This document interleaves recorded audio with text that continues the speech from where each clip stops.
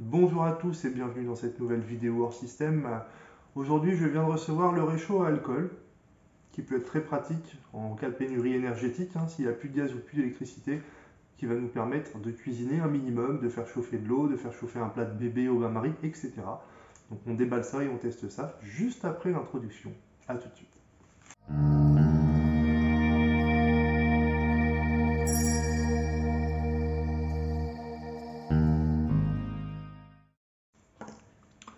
Donc, place au déballage.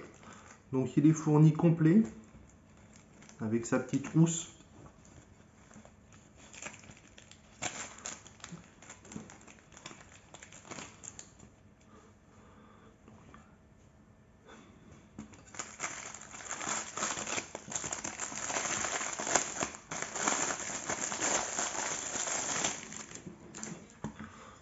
Voilà.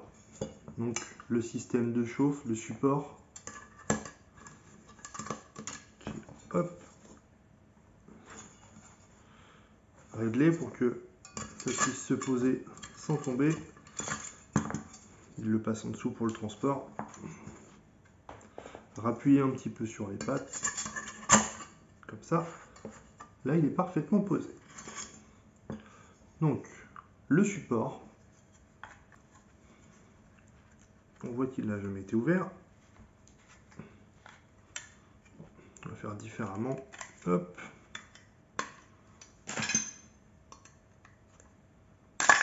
Voilà. Donc,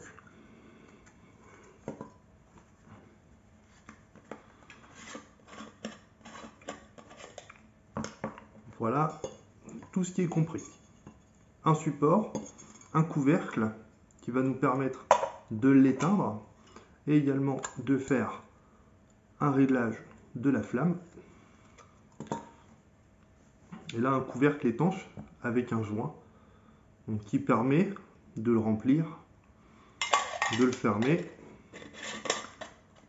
et de partir avec son système. Et donc, petite cuve très légère et les systèmes d'ouverture de chaque côté pour l'arrivée des flammes. Donc ça fonctionne avec de l'alcool à brûler. Première chose, on va vérifier s'il est étanche.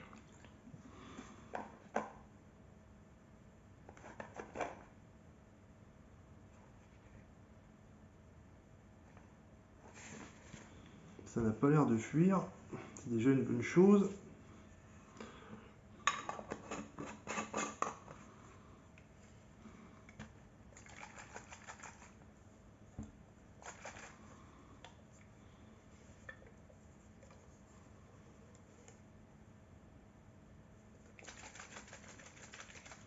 Non, ça ne fuit pas du tout.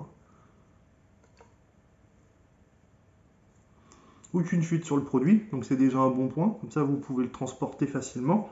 Vous pouvez l'emmener avec vous dans un sac à dos lorsque vous faites une rando ou des choses comme ça, ou l'avoir toujours prêt à l'emploi.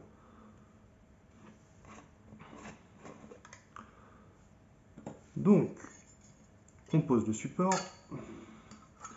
le petit réchaud directement posé sur son support, et ça s'allume.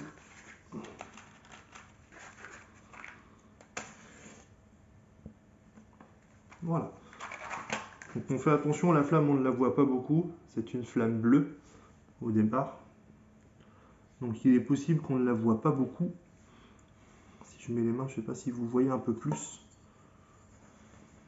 Ouais, ça commence à démarrer. Donc j'ai retourné la caméra parce qu'on ne voyait pas grand chose avec la luminosité et j'ai éteint les lampes. Donc on revient au même point, donc pour l'allumer, tout simplement une petite allumette. Donc, vous voyez la flamme en bas n'est pas très visible, c'est pour ça que j'ai préféré retourner la caméra afin que vous puissiez mieux voir. Donc tout comme avec la canette, le système va chauffer progressivement et va finir par monter en pression et sortir par les trous sur le côté. Donc ça va prendre un certain temps. Ça va être plus rapide qu'avec la canette, tout simplement parce que là le système est vraiment optimisé. La hauteur est bien précise, les perforations sont calibrées. Donc c'est le même principe de combustion, mais en beaucoup plus efficace. le gros avantage d'un réchaud comme ça, c'est qu'une bouteille d'alcool à brûler, ça coûte quelques euros, en moyenne 2 euros le litre, et vous aurez possibilité de chauffer pendant des heures.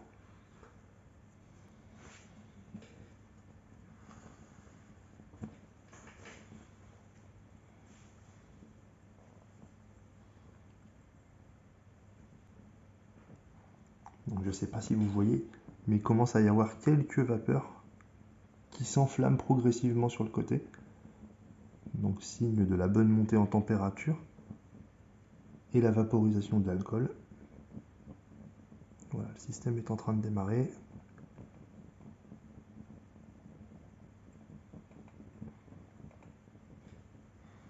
Donc pendant ce temps-là, on va pouvoir préparer notre receveur et on va faire cuire des pâtes chinoises pour la démonstration. Donc je mets volontairement assez d'eau pour vous montrer qu'on n'est pas limité à 2 cm d'eau. On peut faire chauffer le volume nécessaire, que ce soit une petite ou une grosse casserole. Ça prendra évidemment plus ou moins de temps, mais c'est possible.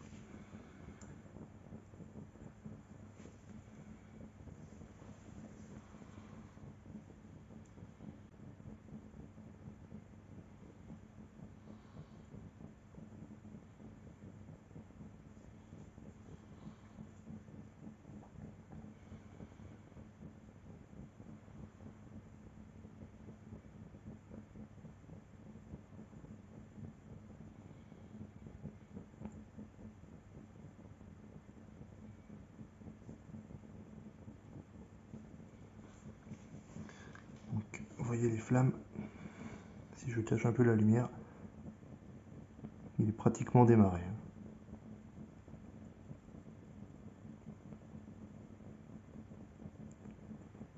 Donc évidemment, vous pouvez poser votre casserole aussitôt. Là, je la laisse volontairement de côté afin que vous puissiez voir le phénomène d'allumage. Voilà. Donc là, il est allumé. Ça se stabilise. Et à partir de maintenant, les flammes du brûleur vont commencer à prendre de l'ampleur. Vous voyez, là on a une belle flamme avec une belle arrivée de chaque côté. Et donc évidemment, on a une bonne chauffe. Même là, ça commence à me chauffer la main. Donc à partir de maintenant, je vais pouvoir poser mon eau. Donc j'aurais pu le faire avant, hein, je vous l'ai laissé là pour la démonstration. On va laisser chauffer l'eau. On va regarder le temps que ça prend. Et ensuite, une fois que ça sera monté en température, on pourra faire cuire directement nos pâtes chinoises. Donc on se reprend juste après. Je laisse allumer, mais je vais accélérer la vidéo.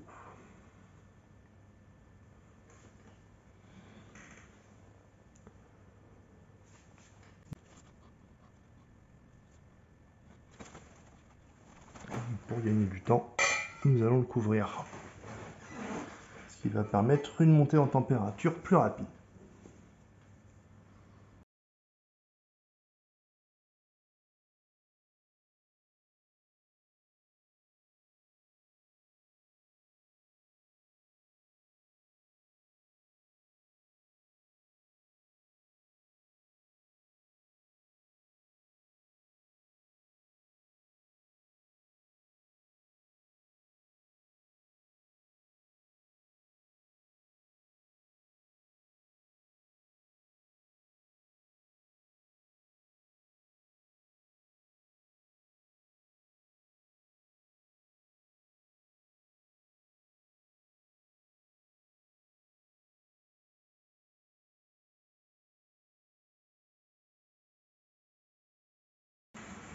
Donc ça fait 10 minutes.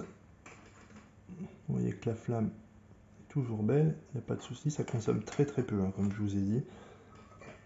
Et l'eau ne bout pas encore. Il commence à y avoir des bulles, mais elle ne bout pas encore. Donc il faut savoir que ce genre de réchaud, on n'a pas du tout le pouvoir calorifique d'une gazinière. On va être en moyenne 5 fois plus long que sur un brûleur à gaz. Mais lorsqu'il n'y a plus de gaz, Grâce à ça, vous pouvez cuisiner lentement, mais vous pouvez cuisiner. Alors que celui qui n'a rien ne pourra même pas cuisiner. Donc, ça peut toujours dépanner du monde.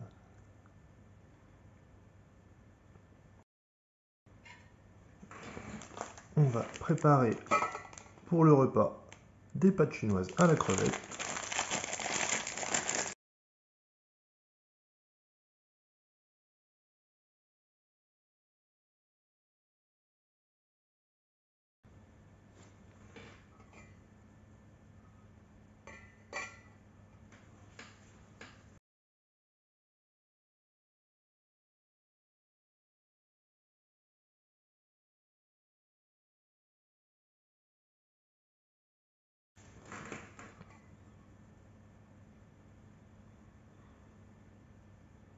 Donc ça commence à bien chauffer.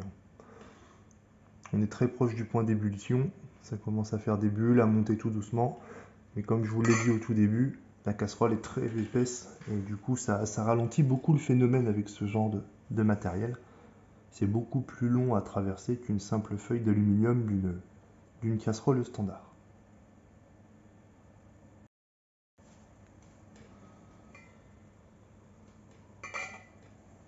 Je ne sais pas si vous entendez sur la vidéo, mais ça commence à crépiter quand même.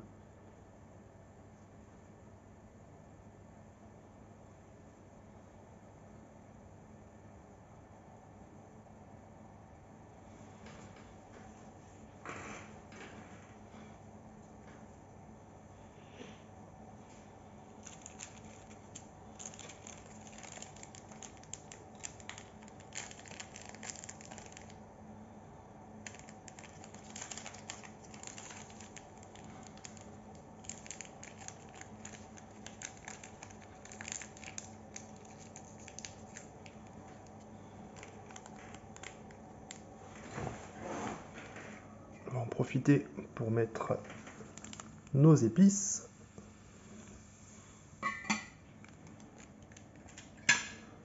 La matière grasse, c'est important le gras. Pas de gras, pas de survie. Le gras, c'est l'énergie.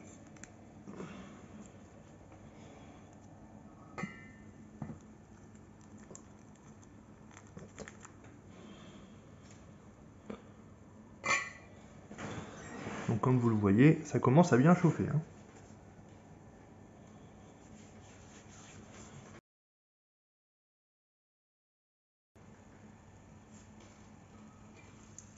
Voilà. Donc l'eau est à ébullition. Je peux mettre mes portions de nouilles chinoises.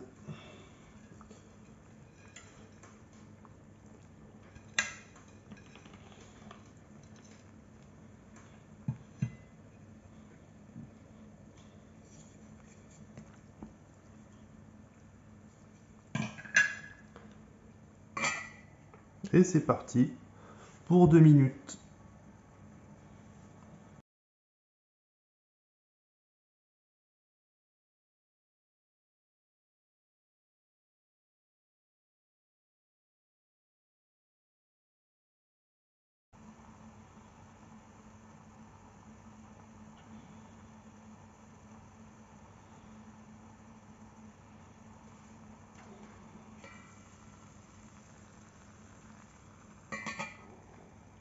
La cuisson est terminée. Les 2 minutes sont écoulées. Pour l'éteindre, tout simplement, vous allez venir peser ce capuchon fermé. Ça va couper l'arrivée en oxygène et ça va éteindre le réchaud. Le réchaud est éteint. Et vous avez vu, j'en avais mis très peu. Et regardez, j'ai utilisé même à peu près la moitié de ce que j'avais mis. Donc vous voyez, là on a brûlé pendant un peu plus de 20 minutes, je crois, 20 minutes exactement d'ailleurs. Donc vous voyez à quel point c'est très économe en combustion. Donc le laisser correctement refroidir. Une fois que ça sera refroidi, uniquement une fois que ce sera refroidi, et ne jamais éteindre le feu avec ça, parce que là vous avez un joint. Donc c'est un joint tout simplement qui va chauffer, qui va se déformer, qui peut brûler. Donc on laisse refroidir. Une fois que c'est refroidi, on pourra refermer. Et en attendant,